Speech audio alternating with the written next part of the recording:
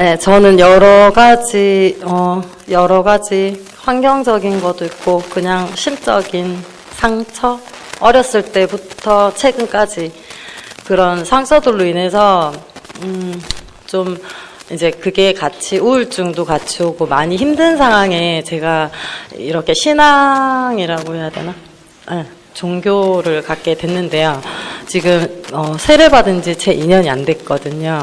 그런데, 그 안에서 제가 답을 모르겠어요. 답을 찾아보려고 하는 부분도 있는 것 같기는 해요. 근데 제 안에 자아가 어느 일정 부분 그러니까 일정 부분 어떤 한 시간이라 그래야 되나? 어떠한 공간에 머물러서 더 이상 어떻게 나오려고 하지를 않은 거예요. 쉽게 얘기해서 이제 예전에 처음에 시작이 이제 엄마랑이 문제가 시작이 됐는데 그 문제로 인해서 지금도 아니라고는 하지만 계속 마음속에 뭔가가 있어요. 왜냐면 무슨 대화를 할 때나 화가 난다든지 이렇게 확 올라올 때는 그게 항상 먼저 떠오르거든요. 그런 게 있고, 동생이랑 대화를 했을 때도 동생도 그 얘기를 하더라고요. 누나는 누구나 이렇게 마음속에 어린아이가 있는데 그게 정상적으로 성숙이 돼야 되는데 그렇지 못하고 누나 스스로가 가두고 이렇게 본인 스스로가 이렇게 무슨 틀 같은 걸 만들어 이렇게 갖춰놨대요. 그런 표현을 하더라고요. 그래서 또 그런 얘기를 듣고 나서 또 곰곰이 하니까 정말 제가 그러고 있는 거예요. 그런 제 모습이 보이더라고요. 근데 그 틀을 깨지를 못하겠어요. 지금도. 그러니까 그 틀을 어떻게 깨야 되는지를 길을 계속 찾고 방법을 찾고 생각을 하고 하는데 하지를 못하겠어요. 매번 그것 때문에 하다가 말고 이런 상황들이 많이 생기더라고요. 이제 조금만 더 구체적으로 한번 들어가 볼게요. 네. 어머니한테 어떤 느낌을 받으셨고 또 어떤 양육 태도로 인해서 내가 어렸을 때 상처를 받았다라고 말할 수 있고 또 나는 그래서 어떤 틀이 생겼는지 내 마음 안에 어린아이가 그 틀에서 못 벗어난다는데 틀이 과연 무엇인지. 네. 저희 어머님은 원래 제가 태어나기 이전에 기독교 신자셨고요. 기독교 신자셨는데 아버지가 일찍 돌아가셨어요. 제가 3살 되던 해 돌아가셨는데 돌아가시고 난 뒤에 엄마가 무속인이 되셨어요. 모르겠어요. 그게 어떠한 상황인지 저는 기억을 못하니까 어렸을 때라서. 그래서 이제 무속인이 되셨는데 어떻게 얘기하지? 좀 제가 느끼는 거는 이런 거 그러니까 왜 친구 집에 어렸을 때 친구 집 놀러 가고 막 이래도 너네 엄마 뭐 하시니 뭐 너네 뭐 아버지 뭐 하시니 그런 거 묻잖아요. 근데 저는 완전 최악의 조건인 거죠. 친구 이렇게 관계에서는 부모님이 물으면 아버지 안 계시고 어머님은 그 많은 직업 중에 하다못해 시장에 난전해서 물건 파시는 분이라도 했으면 좋았을 텐데 또 무당이고 하니까 사람들이 생각할 때 뭐 무당이 남한테 해코지 하는 건 없는데 좀 사회적인 인식 같은 그런 게 있잖아요. 그래서 제 나름대로도 좀 친구들 관계나 이런 거에 대해서 많이 좀 어떻다고 해야 되지? 주눅이 들어있다고 해야 되나? 제 스스로가 그러고 있는데도 그게 좀 엄마랑 그런 관계가 있었고 또 엄마가 이렇게 다른 엄마랑 틀리게 저희를 대하셨어요. 그러니까 저희는 엄마한테 사랑을 받고 싶은 거잖아요. 근데 엄마는 그러니까 그게 표현의 방법일 수도 있는데 지금도 저는 좀 그게 미스테리하긴 해요. 그게 자기가 그냥 이렇게 본 마음으로 안 한 건지 자기가 진심으로 그랬던 건지 막 이것저것 신경 들려서 힘드니까 저희한테 그냥 그랬던 건지. 근데 그거를 뭐 이렇게 물어도 상세하게 얘기는 안 해주시지만 그래도 뭐 지금까지도 약간 그런 것들로 인해서 좀 그런 건 남아있죠. 속 시원하게 서로가 말을 못하니까. 지금도 어머니하고 말씀을 나눠보세요. 그런 과거의 이야기들을. 싫어하죠. 제가 얘기를 저는 얘기를 하고 싶어요. 털고 싶으니까. 얘기를 시작하면 저보고 그러죠. 너는 너무 쓸데없는 것까지 다 기억한다고. 별거 다 기억한다고. 기억력 엄청 좋다고. 예. 아니 상처 준 사람은 기억 못하지만 받은 사람은 기억하니까 그런 거지. 근데 기억력이 그런- 특별히 뭐가 좋아서 그랬겠어요. 근데 그런 대화를 하는 걸 꺼려 하세요. 그러니까 본인 말씀 안 하고 좀 약간 일방적인 게 있어요. 또 그러려니 하고 넘어가긴 하는데, 글쎄요. 신내림을 받으셨어요, 어머니가? 예, 받으셨다가 이제는 또 정리를 하셨죠. 그러니까 강신무죠, 세습무가 아니라. 네? 그러니까 신을 내림을 받는 거를 강신무라고 아, 하고. 그거는 잘 모르겠어요. 저는 그런 표현. 어떤 신적 엄마가 있어요? 저희 엄마가요? 엄마의 신적 엄마가 있냐고. 예, 계셨죠.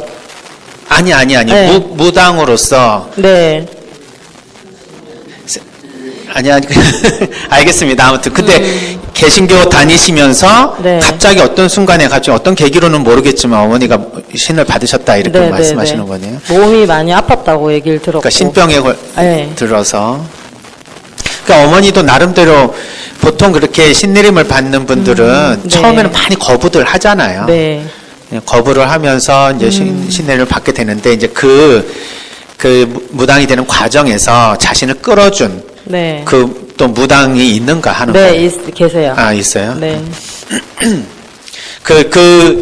그분은 어떻게 생각이 들어요? 우리 어머니를 네. 사실은 이렇게 끌고 가서 우리에게 있어서 진짜 엄마로서의 역할을 하지 못하도록 많은 사람들에게 무당의 역할을 하도록 해준 그 어머니를 끌었던 그 무당에 대한 감정은 어떠세요? 저요? 네. 저는 그분에 대한 감정은 없어요. 그리고 만나본 적도 없고 있다는 만난 적은 사실만 있어요. 네, 근데- 만난 적은 있어요. 자주 보지는 않았네요. 네, 그냥 서너 번? 나중에 어렸을 때도 받고 커서도 받고. 근데 그분에 대한 감정은 어떠한 감정도 없어요. 저기 형제들은 어떻게 돼요? 언니, 동생? 아, 남동생 둘 있습니다. 남동생들은 나하고는 상관없이 그래도 엄마가 무당이라는 것에 대해서 조금 부끄럽기는 하지만 그렇다 그렇게 수치스럽거나 다른 사람 앞에서 기죽거나 힘들었죠. 힘들었지만 표현을 못했을 뿐이죠. 그래도 지금은 나름대로 잘 이겨나고 네, 있는데요. 그쵸. 이겨낸 거죠. 근데 나는 그게 어려웠다. 네, 지금도 저는 힘들어요. 그리고 또 어머니가 무당이라는 사실 때문에 힘든 것이 아니라 어머니로부터 충분한 사랑을 받아야 되는데 그걸 못 받았기 네. 때문에 더 어려운 거고요. 네. 그러니까 그게 그런 것도 인해서 굳이 안 해도 상처가 있는데 그게 배가 된 거죠. 또 그걸 해결하기 위해서 지금이라도 어머니하고 대화하고 싶은데 대화를 자꾸 회피하신다. 지금도 무당 그 일을 하세요? 아니요. 지금은 안 하시고 네. 집에 계세요? 네. 성당 다니세요. 신평이 다 나셨나 봐. 아니, 그런 건 아닌데, 신병이 나은 건 아닌데, 이겨보시려고 했는데 이기셨나 봐요. 그 언뜻 보면 그냥 개신교에서 무속으로 갔다가 다시 가톨릭으로 왔다라는 이 얘기가 네. 쉽게 들리지만 굉장히 어려운 힘든 과정이거든요. 거죠. 네. 네. 그러니까 어머니도 자신의 삶을 살기 위해서 아주 고분분투하시면서 힘겹게 자신과 싸움을 많이 하신 분 같아요. 그리고 이렇게 다시 또 신을 받기까지도 힘들지만 그 신을 버리고 다른 데로 옮아가는 건 더 힘들거든요. 네. 그런 과정에서 정말 어머니만의 그런 참 그 말하기 어려운 그런 내적인 고통과 갈등 이런 것들을 가지고 계신 것 같은데 딸로서 어머니를 옆에서 이렇게 지켜보면 우리 네. 어머니 참 기구한 운명을 사셨다 이런 생각이 들잖아요. 네. 그러니까 어머니한테 잘해드리고 싶고 하고 싶어요. 음. 진짜 하고 싶어요. 근데 가까이 가면 잘해드리지 못하고 오히려 막 화내고 짜증나니까 그게 더 힘들죠. 네. 그러니까, 어떻게 하면 그 틀을 깰 수 있는지, 아무리 생각을 해도 답을 못 찾겠어요. 그래서, 동생이, 저한테 하는 얘기가, 정말 누나가 끝까지 뭔가를 해서, 그러니까 그 얘기를 하더라고요. 일단은 엄마랑 분리를 하고, 일단, 그렇다고 보지 말라고 이건 아닌데 그냥 모든 관계에서 분리를 하고 나서 누나가 어떤 엄마한테 뭔가를 딱 보여주라고 얘기를 하더라고요. 뭔가 결과물을. 근데 그러기까지는 너무 그냥 어떻게 얘기를 하지? 단절이라고 해야 되나? 그게 또 힘들어요. 혼자 계시고 하니까 신경이 쓰이죠. 미운 거는 미운 거고. 그러니까 엄마와 고슴도치 사랑 같은 느낌이 든다. 가까이 가면 찔러대서 힘들고 멀어지자니 엄마 생각나서 잘 해줘야 되고. 그러니까 어떻게 해야 돼? 그 아들 둘이야 분리야 잘 되겠지. 근데 난 딸이잖아. 그러니까 딸이니까 엄마한테 그래도 제일 가깝게 살갑게 엄마 밑에서 도와줘야 되는 사람이라는 생각이 제일 먼저 드는 건데 가까이 가면 또 그 옛날에 그 상처들이 좀 이렇게 자꾸 건드려지나 봐요. 네. 그게 이제 그 틀이라고 하는 것은 그거예요. 엄마한테 잘해주고 싶은데 이상하게 말이 곱게 안 나가고 그래서 막 짜증이 나가거나 네. 막 이런 거예요. 네. 근데 본인도 똑같아요, 엄마랑 저랑. 엄마도 나한테 좀 잘해주고 싶어서 한다는 말이 날 속을 쓱쓱 긁어요. 그러니까 전번 추석 때는 갔는데 그 말씀을 하시더라고요. 내가 10년 만에 화내는 거라고 하면서 막 짜증을 내시더라고요. 그러니까 뭔가 본인이 마음에 안 차는 거지. 엄마는 좀 제가 생각하는 저희 엄마는 본인이 무당이었고 또 신랑도 그러니까 일찍 갔고 혼자 되다 보니까 좀 그런 게 있었나 봐요. 좀 남들 눈을 의식해야 해야 된다 그래야 되나? 그냥 남들 눈에 그냥 그렇게 키우고 싶지가 않으니까 이렇게 자기가 만든 틀 이렇게 해야 되고 그런 게 되게 많았어요. 뭐 음식을 먹을 때 어떻게 해야 되는지 나가면 인사를 잘해야 되고 막 그런 거 신발을 끌면 안 돼. 그러니까 누구나 할 수 있는 잔소리긴 하는데 막 그런 거 하나하나에 되게 좀 그게 심했던 분이거든요. 그러니까 지금도 이렇게 딱 그 본인이 원하는 그런 것들이 있어요. 근데 이제는 제가 나이가 뭐 물론 50은 안 됐지만 그래도 50 다 돼가면 저도 이제는 성숙했잖아요. 그러면은 제 삶을 그냥 자식이긴 하지만 그래도 그냥 이렇게 봐줄 수 있다고 생각을 하는데 지금도 막 그렇게 심하게 하시니까 지금은 내가 다 컸는데 심리적으로는 어린이처럼 대하시는 엄마에 대해서 네, 불편한 거죠. 지금 직장 나가세요? 지금은 그냥 뭐 공부하고 있어요. 배우고. 자매님? 네. 시간 평일에 되세요? 네. 한번 여기 1박 2일 네. 심리영성 피정 한번 오실래요? 네. 왔으면 좋겠어요. 네, 왜 그러냐면 내가 네. 엄마를 만나는 자아가 엄마가 나와 만나는 자아가 상호적으로 서로 같이 만나서 대화할 수 있는 상태를 만들어내는 게 그러니까 내가 초대한 자아가 안 나오고 엉뚱한 자아가 나오는 네. 거예요. 네. 그랬을 때는 내가 그 자아로 맞추던가 아니면 엄마한테 그 자아를 초대하던가 둘 중에 하나로 해야 되는데 항상 나는 A라고 나오니까 저쪽은 B로 나오고 그래서 내가 네. B로 가봤더니 저쪽이 A로 나오고 이런 식으로 하면서 패턴이 네. 이렇게 생기는 거예요. 근데 이 패턴을 내가 상대방에게서도 패턴을 걸고 상대방에게서도 나한테 패턴을 걸고 해서 누군가가 한 사람만이라도 패턴을 끊어주면 네. 지금과 같은 방식으로 교류라고 하거든요. 이걸 소통이라고 안 하고 이게 교류가 이제 역기능적인 교류가 끊어질 수 있는 그 통찰을 내가 가지는 게 좋다. 네. 그러니까 그러려면 내가 순간적으로 지금 느끼는 어떤 느낌이 나에게 왔을 때 난 순간적으로 엄마 앞에서 어떤 자아로 쓰고 있구나. 근데 엄마는 나에게 지금 어떤 자아로 나와 있구나. 라는 것을 스스로 알게 돼요. 그걸 뭐 물어봐서 하는 게 아니라. 그걸 제가 느낄 수가 있어요? 네, 그러면 내가 주로 사용하는 자아가 있고 네. 또 특정한 사람에게 자주 걸리는 자아가 있어요. 그래서 그런 자아의 상태를 조금 내가 좀 분석을 해보면 네. 내가 엄마한테 걸리는 주로 나오는 자아는 이런 자아 상태구나. 네. 엄마는 나한테는 이런 자아 상태가 자주 걸리는구나. 그렇다면 그 자아와 그 자아는 서로 잘 맞지 않는 자아라면 네.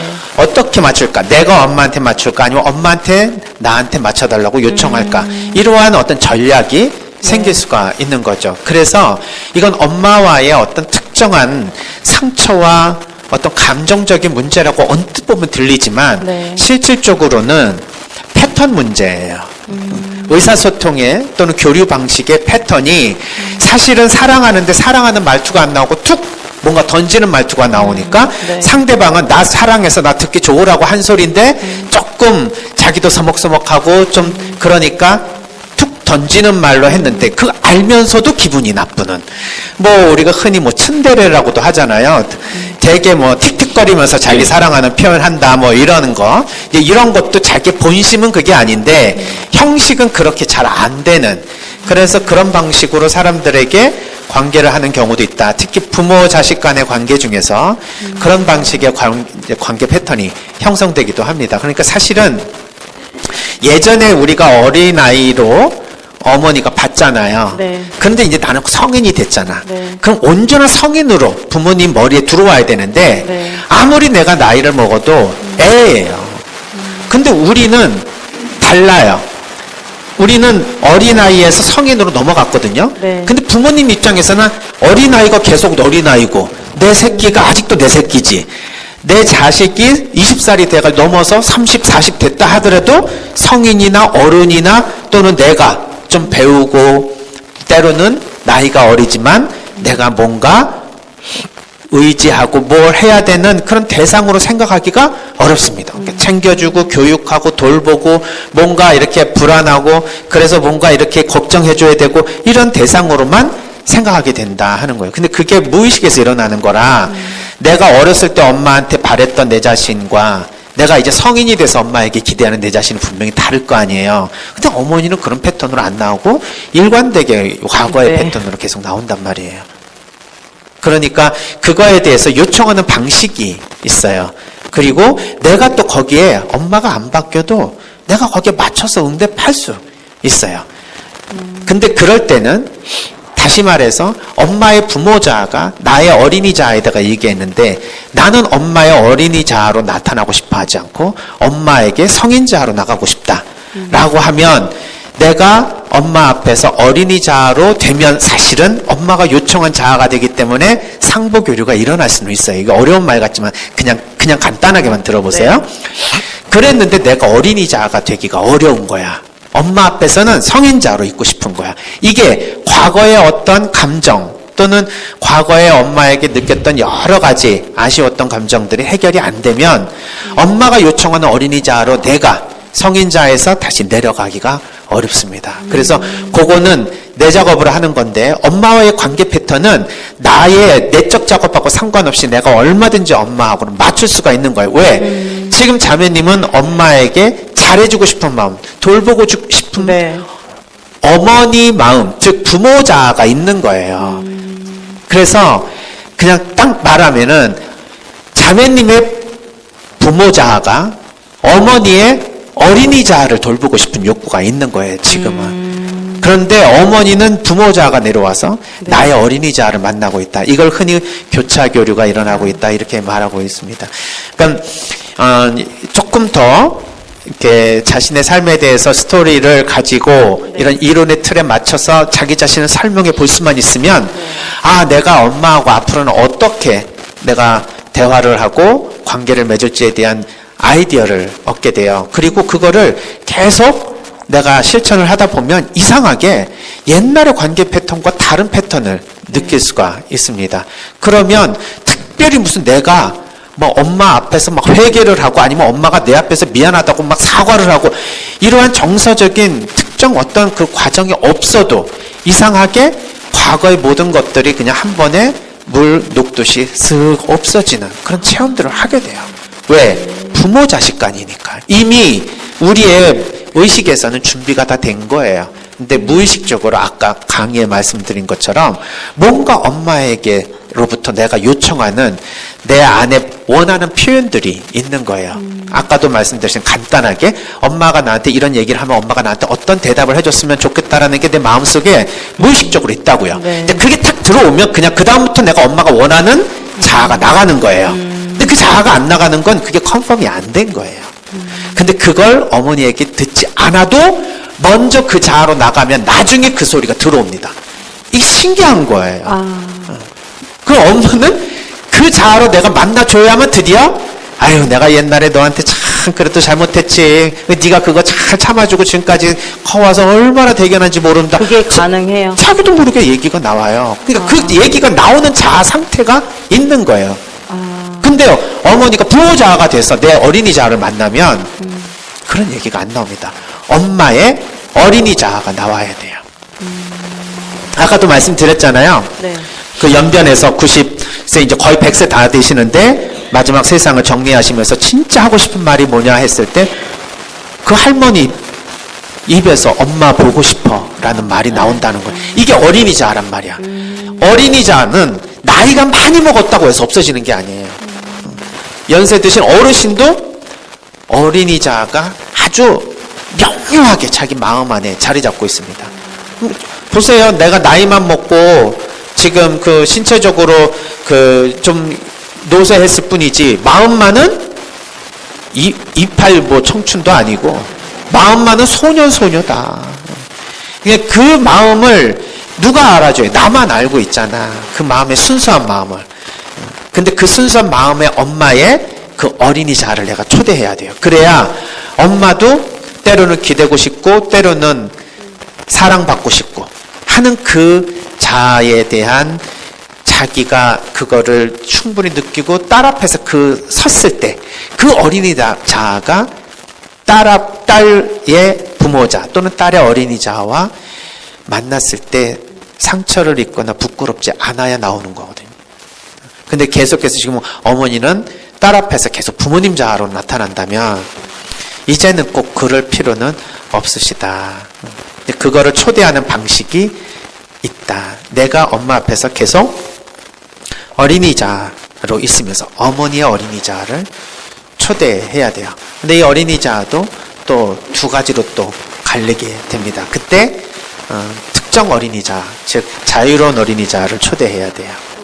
그래서 그런 이야기들이 지금 무슨 얘기인지 잘 모르시니까 꼭 한번 오세요. 오셔가지고 내 분석한 그 내가 내 자신을 투사해서 이렇게 바라본 내 거울과 같은 나의 그래프 용지를 보고 또 우리 엄마 같으면 어땠을까 하고 내가 엄마 상상해보면서 한번 그것도 한번 그려보고 그리고 난 다음에 비교해서 이 이론이 나의 삶에 어떤 것을 말해주는가를 내가 언어로 표현해주기만 할 때 난 어머니가 나한테 특별히 뭔가를 말씀해 주시지 않아도 마음속에서 내가 알아서 상처를 치유하는 체험을 하실 수도 있어요. 왜냐하면 우리의 이성과 우리의 합리적인 뇌는 이미 그걸 알고 있어요. 아까도 얘기한 것처럼 엄마가 나한테 내가 진짜 필요로 하고 내가 원하는 게 뭔지 모르시겠나? 난 아신다고 보는 거예요. 근데 내 방식대로 표현이 지금 안 되는 거예요. 그리고 자꾸 거부하고 회피하니까 엄마 진짜 모르나 보다. 이런 생각도 하신단 말이에요. 그렇지만 계속해서 내가 그런 옛날 얘기 하고 싶다라는 말만 하더라도 엄마는 아는 거예요. 그때 일부러 내가 내 딸한테 그렇지 않았다라는 것 이렇게 생각하시면 그럼에도 불구하고 내 딸이 잘 자랐으면 좋았을 법했는데 그걸로 상처를 받았다고 하니 엄마 입장에서도 굉장히 마음 속상하시겠지. 그런데 이미 지나간 과거를 어떻게 해? 그때로 돌아가면 내가 그래도 조금 더 신경 썼을 텐데 하는 후회가 있다 하더라도 이제 어쩔 수가 없는 거잖아. 그렇다고 해서 내가 이렇게 저렇게 미안하다라고 한다고 해서 그게 해결된 문제인가라는 생각을 또 하게 되면 또 다른 뭔가에 의해서 어머니가 그런 말씀 하기가 되게 어려우실 수도 있어요. 아까 제가 그 강의 때 말씀하셨던 그 아버님 그 느낌은 아세요? 끝까지 내가 딸한테 돌아가시기 전까지도 난 절대 잘못한 거 없다고 말씀하시는. 네. 그러니까 그렇게 했을 때 내가 적어도 그 정도 사과를 받으면 내가 더 이상 묻지 않고 더 이상 내가 엄마한테 뭐라고 하지 않겠다. 이제 깨끗하게 과거 정리하고 다시 지금서부터 뭔가 그래도 새로운 관계를 맺고 싶다라는 생각은 할 수 있다. 그렇지만 무슨 이유로 왜 그 과거에 대한 것을 정리하거나 아니면 내 마음을 토닥여주지 않고 엄마는 왜 자꾸 피할까? 이유가 있는 거예요. 그 이유를 엄마한테 듣지 않고 내가 유추해낼 수 있어요. 충분히 그렇구나, 그럴 수 있겠구나. 그러면 내가 내 자신 안에서 해결이 됩니다. 그래서 우리가 상담이라는 게 특별히 뭐 상대방이 있어야 상대방과의 관계가 이렇게 해결이 되는가? 그렇지 않아요. 내 스스로 상대방을 이해하는 이해의 폭이 넓어지면 훨씬 더 많은 이해를 통해서 상대가 표현하지 않은 것까지도 내가 표현했다고 스스로 만족하고 그 이후의 삶으로 내가 넘어갈 수 있는 힘을 가지게 되는 것이죠. 그래서 조금 그 틀에서 깨 나오고 싶다는 말씀을 네. 하셨는데 그 틀이란 건 뭐냐면 내가 생각하고 있는 엄마에 대한 이 이미지와 개념을 깨고 싶다는 거예요. 나는 그 이미지 안에 들어가 있는 어머니 이외의 다른 어머니를 상상하기가 어려운 거야. 그러니까 그 틀이 깨지면 뭐가 돼요? 아이고, 내가 이런 어머니를 내가 몰라봤구나. 내가 이 생각을 다 하고 어머니 이런 사람이라고 생각했지만 사실은 내가 몰랐던 엄마의 부분이 이런 거였구나. 자꾸 화만 나요. 네. 화의 원천이. 누가? 엄마가. 그러니까 엄마가 화의 원천인데 내가 화가 난다 이 말이에요? 아니요. 엄마가 나한테 화가 나요? 아니, 제가 네. 자꾸 화가 난다고. 그러니까 어머니에 대해서 화가 나고 어머니가 나의 화의 원천이잖아. 근데 그건 어머니를 완전히 내가 이해를 할 수가 없었기 때문이에요. 방금 아까도 말씀해 주신 거에서는 진짜 엄마가 너무 스트레스 받고 자기가 자기 자신의 삶도 제대로 챙기지 못한 상황에서 자식까지 돌보기에 너무 힘이 겨워서 정말 나를 이렇게 못 돌보셨나 이런 생각도 들지만 한편으로는 정말 매정하고 모정이 없는 엄마다라는 생각이 드는 거예요. 그러면 더 엄마에 대한 미움이 생기는 거죠. 그렇지만 어떻든 간에 아직 내가 이해하고 있는 엄마는 다가 아닙니다. 그럼 여기에서 제가 그냥 한 가지 사고 실험을 한번 던져볼게요. 엄마가 진짜 나에 대해서 뭐 아들하고 차별을 뒀는지 안 뒀는지 모르겠지만 모정이 없어요. 그냥 자식을 낳았을 뿐이지. 알아서 지네들이 잘 크겠지 하고 조금 배관시하고 당신 하시는 일에 초점을 두고 열심히 혼자는 열심히 사셨어. 물론 그게 건강이 안 좋으시고 또 자기가 원하는 삶을 살지 않아야 돼서 뭔가 신이 원하는 삶을 살려고 하는 그런 스트레스 때문이라도 하더라도 사실 사람이라고 하는 것은 근본적으로 모성애와 부성애 이러한 부모는 어떤 일이 있더라도 제일 우선적으로 자식을 챙기기 마련인데 그것보다는 내가 다른 일에 신경을 쓰는 엄마를 느끼게 된다. 그러면 정말 어머니가 그런 모성이 없다라고 생각하면 난 내 안에 실제로 살아있는 엄마는 있지만 내 안에 영원히 엄마라고 말할 수 있는 엄마는 없다고 느끼세요? 그거에 대한 엄청난 소외감 그리고 진짜 엄마가 진짜 그럴까라는 것 때문에 두려움과 혹시 그럴지도 모른다라는 불안으로 두렵고 화가 나요? 네. 그래요? 그렇다 하더라도 이해가 되는 게 있습니다. 그렇다 하더라도 너무 힘든데, 너무 힘들고 너무 지치는데, 집이라는 데는 쉬는 공간이잖아요. 집이라는 데는. 엄마가 있는 집은 더더욱 그렇잖아요. 그런데 정작에 저는 막 힘들고 지치는데 갈 수가 없어요. 가도 편하지가 않으니까. 그러니까 힘든 거예요. 엄마랑 관계가. 그러니까. 근데 지금도 가면 엄마가 따뜻하게 느껴지지 않는 거네요. 그렇죠. 그러니까 뭔가를 답을 찾아야 돼서 계속 찾고 있는 중이긴 한데 그게 내가 지금도 못 찾는 거죠. 엄마의 어린이자를 초대해야 돼요. 내가 어린이자가 돼서. 그게 어떤 건지는 나의 삶에서 나의 표현형, 표현 방식을 찾을 필요가 있습니다. 방금 아까 말씀드린 대로 사실 어머니가 아이를 낳아서 버리는 부모도 있잖아요. 그렇죠. 그런데 그런 부모는 정말 그거는 인면수심이다. 인간이라면 그럴 수가 없다. 그거는 그 정상적인 인간이라고 할 수 없다라고 말하지만 자연 안에서는 그러한 경우도 유전자의 다양성으로 표현하는 거예요. 그러니까 실질적으로 아이들에게 모유 수유를 하지 않고 아이를 돌보지 않도록 자신의 모든 신체 구조에서 나오는 그런 호르몬 수치들이 모성애가 나오지 않도록 만드는 경우들을 우리가 가끔 체험합니다. 우리 동물 실험을 간단하게 말씀을 드려보면 예를 들면 모리스라고 하는 동물학자는 이 무통 분만 주사를 맞고 자기가 출산할 때 통증이 없이 그렇게 새끼를 낳은 포유류들이 실제로 어미가 그 새끼에 젖을 물리지 않는 확률이 아프게 새끼를 낳았던 그런 경우보다 훨씬 더 높고 통계적으로 유의하다는 사실을 밝힙니다.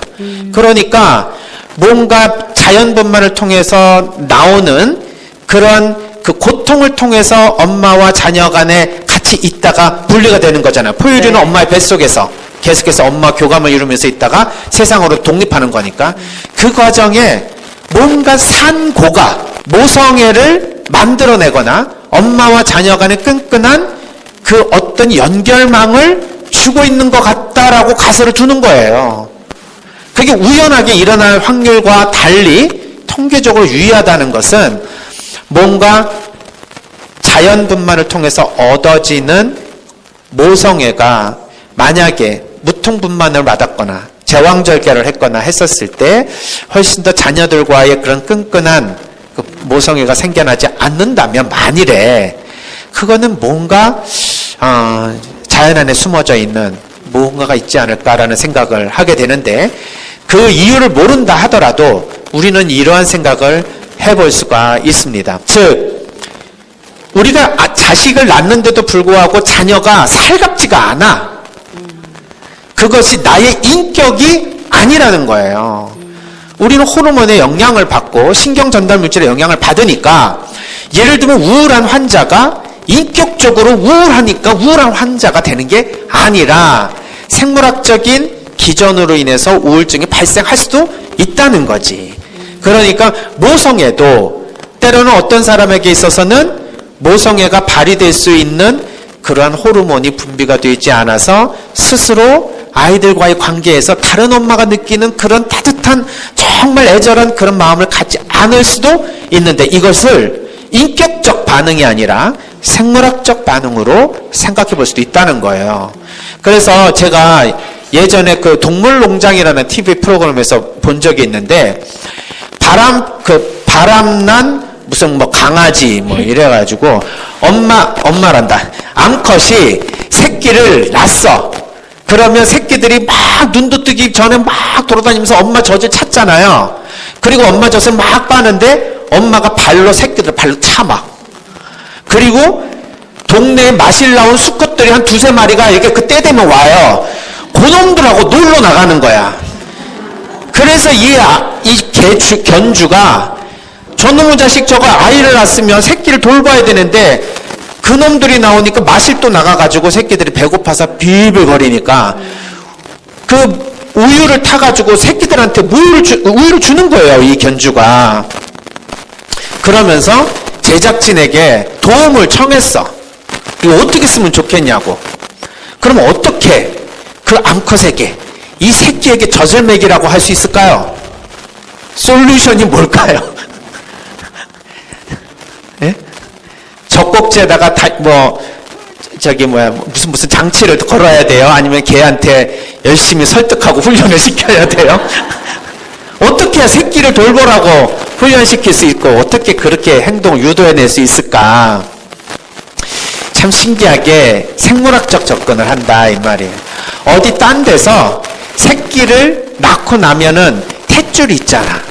그 탯줄에는 제일 많이 뭐가 묻어 있어요? 호르몬이 많이 묻어 있겠죠. 신경전달 물질도 많이 있고. 말하자면 이제 줄기세포로 추출해낼 수 있는 그런 탯줄. 이거는 굉장히 중요한 어미와 새끼 간에 무엇인가를 연결해주는, 그리고 굉장히 그거로 인해서 정서적인 안정도 이루어지고 실제로 신체적인 그러한 건강도 유지할 수 있는 것들이 그 안에 있다 이 말이에요. 그러니까 그거를 어디서 얻어와가지고요 믹서기로 갈아서 스프레이에다 넣어가지고 이 새끼들한테 뿌려준 거야. 그랬더니 어떻게 해요? 어미가 와가지고 젖을 물려요. 물론 그러다가 또 튀어나가. 동네 수컷들이 오면 또 바람피러 또 나가는 거예요. 그랬는데 젖을 먹이는 시간이 좀 길어졌어. 그리고 좀 물려도 좀 아프고 좀 따갑고 그래도 좀 견뎌줘. 그걸 보면서 무슨 생각을 했느냐. 우리 인간은 그런 이 생물학적인 우리의 신체는 생물학적인 과정을 통해서 우리에게 계속 영향을 미치고 우리의 심리와 정서는 우리의 생각, 마음, 이런 감정은 그 메커니즘으로 우리에게 영향을 미치고 또 우리의 초월성, 우리의 영성은 그 나름대로 또 우리에게 이렇게 저렇게 살으라고 우리에게 영향을 미친다. 이 세 가지 플러스 사람과의 관계에서 오는 영향력, 이 관계적 영향력까지 합쳐서 우리 인간이 살아가는데 이 네 가지 요인이 서로 상호작용하면서 우리를 만드는 거예요. 그러니까 어느 하나를 가지고 설명하기가 어렵습니다. 즉 신체적인 거, 심리 정서적인 거, 그리고 영적인 초월적인 거, 그리고 서로 인간과의 관계적인 것. 이러한 모든 차원에서의 그 요인들이 합쳐져서 우리 인간을 규정하는 거기 때문에 엄마가 자식을 조금 이렇게 살갑게 대하지 못하는 그것으로 인해서 상처를 받았을 때 이게 만약에 어머니의 신체적인 어떤 그러한 영향력으로 인해서 어쩔 수 없이 그렇게 자녀와의 관계가 형성이 됐다라고 생각이 들면 사실은 우리가 그런 거 있잖아요. 엄마가 일부러 그랬다, 인격적으로 그랬다 그러면 상처가 되지만 엄마가 아파서 그랬다 그러면 그렇게 볼 필요가 없는 거예요. 아니 자동차 타고 맨날 싸우잖아요. 부부가 한 번이라도 안 싸워본 적 없죠? 자동차 타고 아내는 춥다 그러고 남편은 뭐가 춥냐 그러고 뭐 덥다 그러고 또 어쩔 때는 막 아내가 덥다 그러면서 에어컨 틀라 그러고 야 이 날씨가 왜 덥냐 막 그러면서 에어컨 갖고 싸우지 않아요? 그래서 막 아니 뭐가 그렇게 덥냐고 막 그래가지고 막 그냥 그 아내를 이해하지 못해가지고 화를 냈는데 알고 보니까 폐경기 증후군으로 인해가지고 몸이 불같이 달아오르는 막 남자는 이해할 수 없는 지옥불 같은 거예요 몸이. 그거를 나중에 산부인과 의사한테 교육을 받고 지금 당신의 아내는 그런 상태다. 그거를 알면 내가 얼마나 무지해서 우리 아내를 몰라서 내가 막 아내한테 막 짜증을 내고 그랬구나. 이런 생각을 하면서 오히려 더 미안하고 사랑하는 마음이 들지 않을까요? 그런데 일부러 막 나한테 막 신경질 내고 별로 좋은 것도 아닌데 막 덥다고 막 짜증을 내면서 막 하는 걸 보면 이 사람이 인격이 왜 이러지? 이런 생각을 해보세요. 그러면 더 미운 마음이 들 거 아니에요. 그러니까 우리가 아픈 사람한테는 동정심이 나오지만 멀쩡한 사람이 그래버리면 화가 나잖아요. 우리 부모님에게 대한 이런 뭐 또 부모님 포함해서 다른 사람도 마찬가지예요. 사실은 뭐 때문에 그런 반응이 오는지를 우리가 알기가 굉장히 어렵습니다. 적어도 모르기 때문에 어떤 반응이 서로 상호작용해서 이러한 결과가 나왔는지를 사실 알아내려면 본인에게 물어보면 될까요? 본인도 몰라요. 그래서 내가 더 많은 이해를 할 수 있는 이해의 폭을 넓혀서 그거를 내가 수용하고 받아들이면 훨씬 더 자연스럽게 뭔가에 대한 기대심 또는 거기에 대해서 막 그 화가 났던 이러한 마음들도 많이 가라앉힐 수 있다.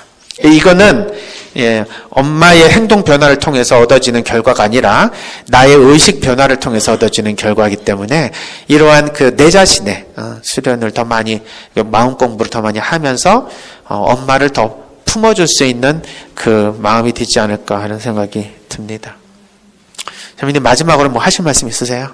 제가 할 말이 몇 개밖에 없는데 진짜 프로그램에서 제가 기억하고 있을 테니까 오세요. 제가 다시 또 찾아뵙겠습니다.